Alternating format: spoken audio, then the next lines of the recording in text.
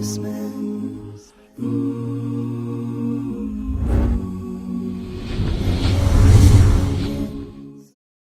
it was during these years that I thought I was living what I thought was happiness. Partying, doing drugs, drinking, smoking, hanging out with friends, being, having girls and girlfriends and being with women. And this is what I thought was happiness. And I was pursuing these things, but in the midst of these things, I was finding many trials and tribulations. I almost died a couple of times, drinking and driving. One time I crashed into a pole. My friend hit the windshield so hard, when he pulled back, his hairs were stuck in the windshield. Subhanallah. And as soon as he pulled back and I seen him bleeding and his hair stuck in the windshield, we took another sip of the beer and I tried to drive away before we got stopped by the police. So this is how I was trying to pursue my happiness, but I found that I was only becoming more miserable. Trying to seek happiness within the drugs and within friends and within drinking was only making me more miserable. And my mother, she used to raise foster children. So she had this young man named Edgar, who he was living in our home. He was about 17 years old. His mother had died of HIV. His father was in jail for most of his life. He had a really sad story, and I really felt for him. So me and him became close right away. He told me about an organization in New York called Zulu Nation. And he said this is an organization he was a part of when he was in New York, because he was born in New York. He said you should check him out. You like politics, I was going to school for political science at the time. So he said, let's go to New York, let's check it out. So I went to New York with him to check it out, and it was an organization, but it was a gang. It was a gang with principles, so-called principles. And at one of these meetings, there was a man by the name of Abdulaziz. He was a Muslim. He used to be part of that gang. He came and he delivered a talk that day about Islam. African Mambata, who's big in hip-hop, he was the leader of this organization. He let him speak. After that, he came to my friend Edgar. He said, listen, take me home. So I said, okay, fine. We'll drive you home. We went to his house, and when we entered his house, he invited us up for tea and coffee. He immediately began to talk to us about Allah, about Muhammad, about Islam. And me, because I was always curious, I said, who is Allah? Who's Muhammad? What is this Islam that you're talking about? So he began to tell me, Allah is the one God, the creator of the heavens and earth. He has no son, he has no father. I was like, no son, no father, he has no associates? He said, no, he's the creator of the heavens and earth. Nobody's seen him. I said, okay, I want to know more. So myself, my friend Edgar, and another friend of mine, Tony, the three of us were together. So he gave us a book on Tawheed by Bilal Phillips. It was the first book that we read. This was in 1998. So we went home and we created a little cipher, right? This is what we used to say in the hood. When we used to smoke weed, we would create a cipher, a little circle, and we would build and talk about different things. So we decided to do the same thing. Let's go ahead and sit down. We're going to sit in the cipher. We're going to talk about what this deen is of Islam and who's Allah and who's Muhammad. We're going to read these books together and discuss it. So we began to do that. In the same token, I said, wait, I just can't leave Christianity like that. I was born Christian, so I can't leave Christianity that way. I have to give it a shot. So I went back and I began to read the Bible. I read it from cover to cover. And I had a highlighter in my hand, highlighting anything that I thought was contradictory to what I heard growing up. So and then we began to discuss that. Then we began to study the nation of Islam. We began to study righteous teachings. We began to study a teaching called From Niggers to Gods. We studied all of these things, subhanAllah. And then my one friend, Tony, he had also been in prison at one time. He kept telling us the right religion is Islam, the one that Muhammad teaches. And we kept telling him, how you know? He says, I'm telling you, it has to be the one that Muhammad teaches. So we kept on studying. Myself, I began going to the church and to debates and began to ask questions of the pastors. I began to ask questions of my grandmother, who was religious. And my grandmother, she would basically push me away. She really didn't want to deal with religion. She kind of saw me as, look, you're overstepping the bounds, stop asking questions, you're a Christian, and that's it. So when I would go to the church, and in particular, this one moment that is so fresh in my mind was when a pastor was having a debate with a Muslim man, and he said, Jesus is the one and only God. He is the Son of God. So I was too shy to ask a question during the Q&A, so afterwards I approached him. I said, listen, you said Jesus is the one and only God. But I read in the Bible that Jesus, when he was on the cross, he said, my God, why hast thou forsaken me? He said, yes. I said, well, my question is, I have your God, Jesus, the one whom you're telling me to worship, and I have the God whom Jesus is calling upon in your book. So who do I worship? The one you telling me is a God, Jesus, or the one whom Jesus cried upon? He tapped me on my shoulder. He said, son, you just have to believe. I told him that's foolish. How am I going to believe in something you can't prove to me? So it was at that point that I came to the confirmation that yes, I had to be a Muslim. And me and my 3 friends, we accepted Islam at the same time.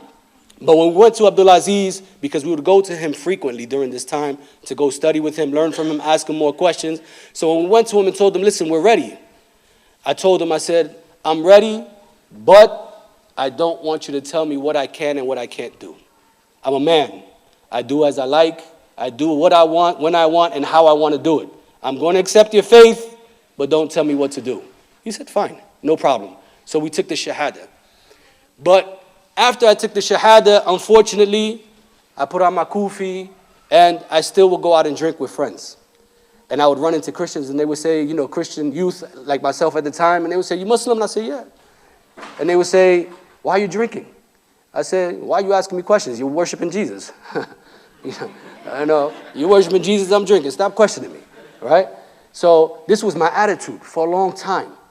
And I went on that way maybe for about 3 or 4 months, subhanAllah. Drinking, still smoking, still partying.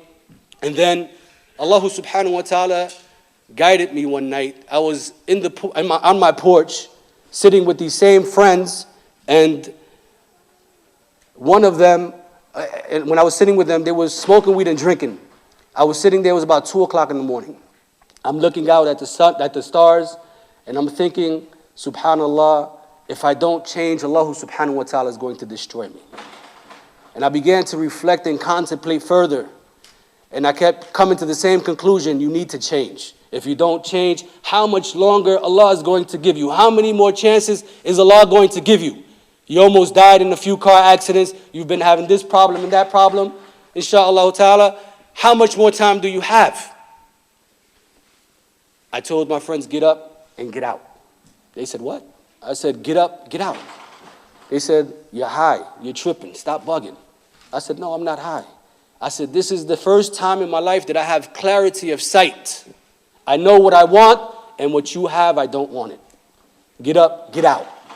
It was at that point that I realized, because there were struggles that I faced, right? And finding this happiness and this pursuit of happiness, I was looking for it in the wrong places, drinking, hanging out with the wrong company, which is the case with most people. So I knew that I immediately had to change my friends in order for me to reach the state that I wanted to reach with my Lord. And when I changed my friends, things began to change. Life began to become sweeter. I began to see some of the happiness entering. I went back and I found my wife. Because my wife, she was my girlfriend prior. My wife now, she was my girlfriend prior to Islam. But we had broken up for a while. She was fed up with me, tired of me. She kicked me to the curb. So I said, but I always knew that she was a good woman and that she was the woman I wanted to marry. So I went back, knocked on the door. She opened up. What you want? I said, I need to speak with you. She says, I don't have anything to say. Listen, I'm a changed man. I have a new faith. I have a faith called Islam. Alhamdulillah, she took the time to listen and she became Muslim as well. And then after that, there were other struggles. There were struggles that every new Muslim faces.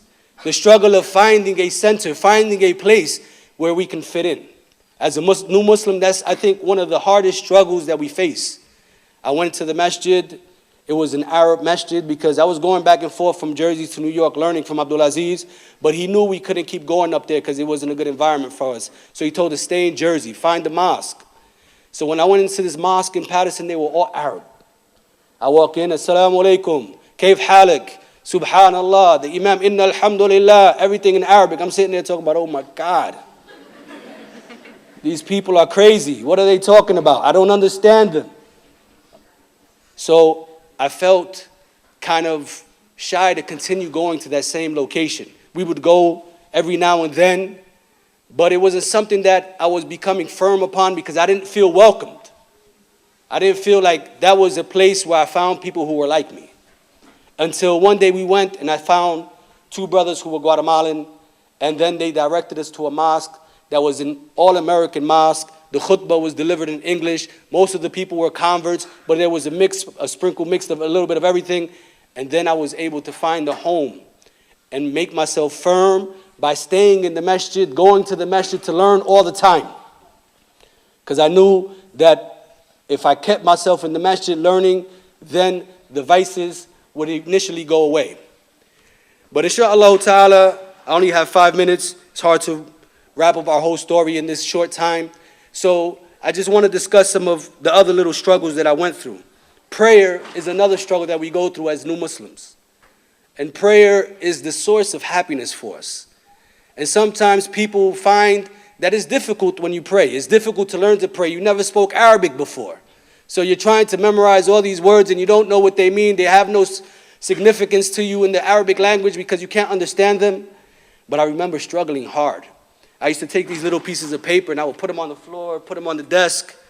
And as I'm praying and I would forget, I would take the paper, look at the paper, continue my salat, be in sajda, pick my head up from sajda, look at the paper. And I would, I got to say, Subhana Rabbil A'la. Okay, put it back down, Subhana Rabbil A'la. Subhanallah. But the struggle made it all the more better. It made it more appreciative. I was able to appreciate it more.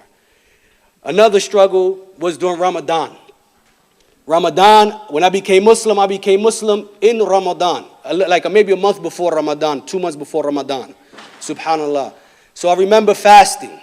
Another struggle as a new Muslim. Fasting was hard. We had to wake up early in the morning. It was like about 4 o'clock in the morning. Then I'm like, subhanallah, I wake up at 10, 11. Subhanallah, I got to wake up at 4 to eat. And I can't eat till the nighttime.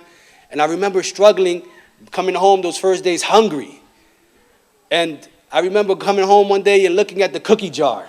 And I'm sitting there salivating over the cookies, subhanallah, until I couldn't take it no more and I just began eating the cookies. You know, and there was another time that we went at night to pray. And I was in the mosque and I'm praying behind the imam. We praying Salatul Isha. And he finishes praying and I get up to leave and I hear them get up to make salat again. And they said something and it was calling actually for Qiyamut for Tarawih. But I don't know because I didn't speak Arabic. So I said, okay, man, they added a salat or something. I'm not sure. I thought we prayed the last prayer. So he starts praying. So he makes the 2 raka'ah. He stops. I go to get up again and he gets up again. And I'm like, subhanallah, what's going on? And now he's praying for about an hour. And I'm sitting here, my legs are shaking. This is the first time I prayed this long. I never prayed in my life standing.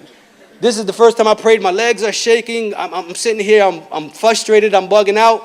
I'm sitting here and my concern was I can't leave the prayer because if I leave the prayer, I'm going to be punished.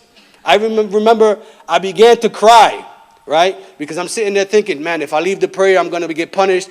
My legs are hurting. And I think the guy next to me probably thought, man, this young man, he's righteous, mashallah. Look at him, he's crying.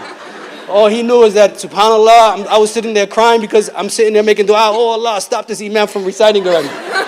Subhanallah. And I remember, I think when he stopped one time, I got up and said, and I ran out, subhanallah. But inshallah ta'ala, I just wanted to mention those points, inshallah, because I think as new Muslims, we struggle through those. And even people who are returning back to Islam, who stop practicing their faith for whatever reason, and are not coming back to Allah subhanahu wa ta'ala, they have the same struggles. So I think it was important to share that from the small points in my life, inshallah. And I hand the mic back over to Sister Nahila. Barakallahu feekum.